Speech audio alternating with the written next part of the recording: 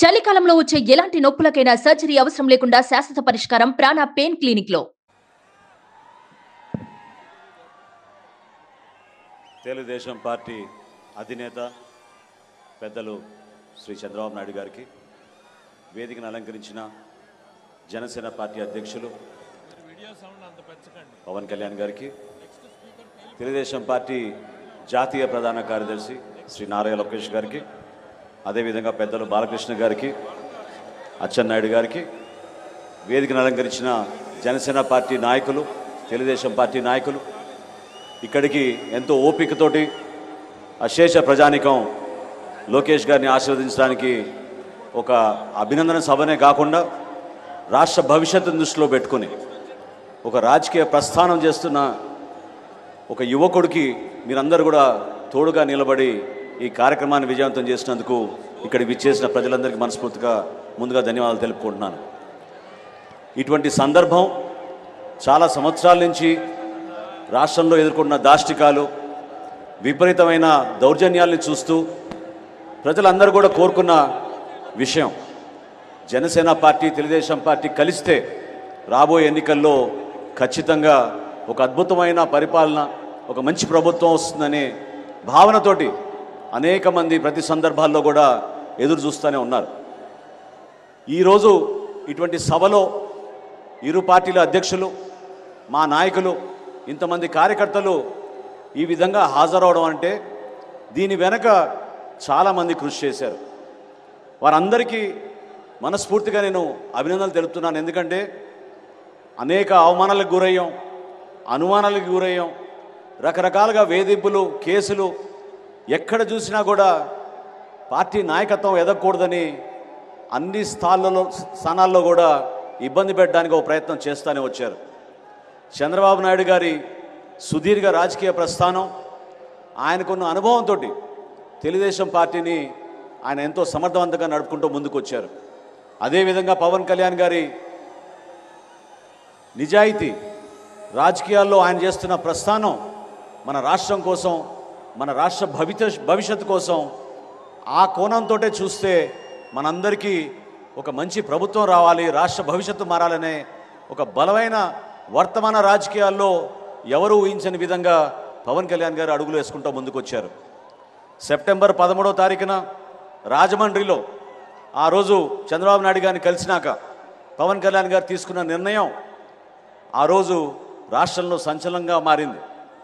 అనేక ప్రాంతాల నుంచి ప్రజలందరూ కూడా హర్షించడమే కాకుండా కష్టకాలంలో రెండు పార్టీలు కలిసినప్పుడు అక్కడ ఎదుర్కోవాల్సిన సమస్యలను కూడా అధిగమించుకుంటూ ఇంత దూరం మన ప్రస్థానం చేయగలిగాం. ఈరోజు మనందరం నేర్చుకోవాల్సింది, చూసి మనందరం అర్థం చేసుకోవాల్సింది, ఏ విధంగా కష్టపడి ఒక కార్యకర్తగా లోకేష్ గారు తెలుగుదేశం పార్టీ తరఫున నిలబడ్డారో. ఈరోజు ఈ సభ, ఈ సందర్భంగా నేను మీకు తెలుపుకుంటున్నాను. మొట్టమొదటిసారి ఆహ్వానం వచ్చినప్పుడు పవన్ కళ్యాణ్ గారి అభిప్రాయం ఏముండిందంటే లోకేష్ గారి నాయకత్వం పెంచాలి, ఆయన వరకే ఈ సభని, ఆయనే ముఖ్యమైన అతిథిగా ఉంటే ఈ సభకి గౌరవం దక్కుతుంది, ఆ సభకి కేవలం మనం వెళ్ళడం వలన పూర్తిగా మనం సంబంధించినట్టు కాదనే భావన వ్యక్తపరిచినప్పుడు నేను లోకేష్ గారికి తెలిపితే ఆయనలో ఉన్న స్పందించే మనస్తత్వం చూసి పవన్ కళ్యాణ్ గారు కూడా నిజంగానే చాలా ఇంప్రెస్ అయ్యారు. లోకేష్ గారు అన్న మాట ఏంటంటే, నా పాదయాత్ర ముగింపు సందర్భంగా చేస్తున్న సభ కాదు ఇది, జనసేన పార్టీ తెలుగుదేశం పార్టీ కలిసి మొట్టమొదటిసారి ఒక అద్భుతమైన విజయం సాధించే విధంగా ఒక చక్కటి సభను ఏర్పాటు చేసుకున్నప్పుడు దానికి ఖచ్చితంగా పవన్ కళ్యాణ్ గారు రావాలి, అవసరమైతే నేను అడుగు వెనకేస్తా తప్ప పవన్ కళ్యాణ్ గారిని ముందుని నడిపించే విధంగా మన అందరం కూడా ముందుకెళ్దామని చెప్పి ఆ రోజు ఆయన తీసుకున్న నిర్ణయాన్ని నేను మనస్ఫూర్తిగా అభినందిస్తున్నాను. రాబోయే రోజుల్లో కూడా ఈ అవినీతి ప్రభుత్వం ఏ విధంగా యువతకు నిరాశ కలిగించిందో, ఏ విధంగా యువతకును అంధకారాలను రెంటిందో మీ అందరూ తెలుసు.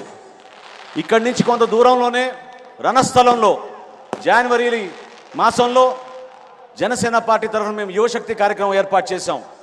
ఆ రోజు యువతలో ఉన్న ఆందోళన, ఎందుకు మేము వలసలకు పోవాలి మా ఉద్యోగాల కోసం, ఎందుకు దూర ప్రాంతాలకి మేము మా గ్రామాలు వదిలేసి, మా తల్లిదండ్రులను వదిలేసి మేము ఇంత కష్టాలు పడాలనేది పదే పదే చెప్పుకుంటూ వచ్చినప్పుడు చాలా ఆశ్చర్యం కలిగించింది, ఇబ్బంది కలిగించింది.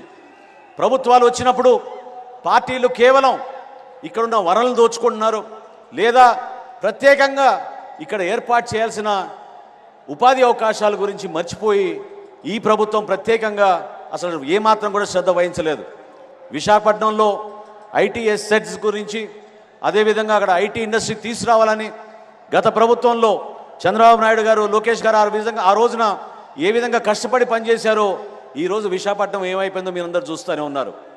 స్కిల్ డెవలప్మెంట్ విషయంలో పొరుగు రాష్ట్రం ఒరిస్సా సింగపూర్ యూనివర్సిటీ తోటి భాగస్వాములై ఒక అద్భుతమైన ఒక వరల్డ్ స్కిల్ యూనివర్సిటీ ఏర్పాటు చేయాలని ఒరిస్సా భువనేశ్వర్లో వాళ్ళు నిర్ణయిస్తే మన ముఖ్యమంత్రి 5 సంవత్సరాల నుంచి కథలు చెప్పుకుంటూ తిరుపతిలో 50 ఎకరాలతో స్కిల్ యూనివర్సిటీ ఏర్పాటు చేస్తున్నామని కేవలం ప్రకటనలకే పరిమితం అయ్యారు తప్ప మన యువత కోసం ఎక్కడ కూడా ఆలోచించలేదు. దయచేసి మీరందరూ కూడా ఇంతమంది వచ్చారు ఈరోజు ఈ సభకి, ఈ రాష్ట్ర ప్రజలు కూడా ఈ సభని ఖచ్చితంగా టీవీలో చూస్తున్నారు.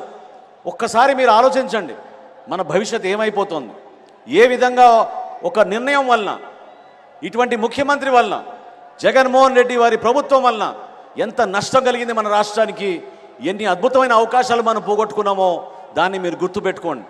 ఒక్కసారి మీరు ఆలోచించాల్సింది ఆ ఒక్క ఛాన్స్ అని ఏ రోజైతే మీరు అందరూ స్పందించారో ఆ రోజున ఎంత పొరపాటు జరిగిపోయిందనేది మీరందరూ కూడా గుర్తుపెట్టుకోవాలి. రాష్ట్రాన్ని మనం అద్భుతంగా ముందుకు తీసుకెళ్ళాలి. రాబోయే రోజుల్లో సంక్రాంతి లోపు తప్పకుండా ఇరు పార్టీలు కలిసి ఒక చక్కటి మేనిఫెస్టో తయారు చేసి ఏ విధంగా తెలుగుదేశం పార్టీ నుంచి సూపర్ 6 ఏర్పాటు చేశారో, గతంలోనే జనసేన పార్టీ నుంచి ఒక అద్భుతమైన ఆలోచనతోటి షణ్ముఖ వ్యూహం అని ఆ రోజు పవన్ కళ్యాణ్ గారు ఆవిష్కరించారో దాన్ని ప్రజల్లో తీసుకెళ్ళడానికి మన కార్యకర్తలు, నాయకులందరూ కూడా సిద్ధం అవ్వాలి. ప్రతి ఇంటికి వెళ్ళి ఏ విధంగా యువతకు మన ఉపాధి అవకాశాలు కల్పించడానికి సిద్ధమయ్యామో, ఏ విధంగా మనం వాళ్ళ కాళ్ళపైన వాళ్ళు నిలబడి 10 లక్షల రూపాయల ఆర్థిక సాయంతో చక్కటి పరిశ్రమలు ఏర్పాటు చేసుకోగలుగుతారో, ఏ విధంగా ప్రతి నియోజకవర్గంలో ఒక గ్రోత్ సెంటర్ తీసుకురాగలుగుతామో దాన్ని మీరందరూ కూడా దృష్టి పెట్టుకోవాలని పదే చెప్పుకుంటూ, రాబోయే రోజుల్లో దయచేసి మీరందరూ కూడా ఇంత సుదీర్ఘమైన ప్రస్థానం బహుశా రాజకీయాల్లో ఎవరు చేసి ఉండరు.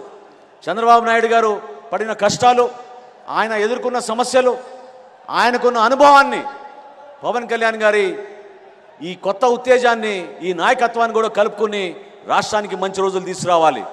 ఖచ్చితంగా ఒక అద్భుతమైన ప్రభుత్వాన్ని మనం స్థాపించబోతున్నాం.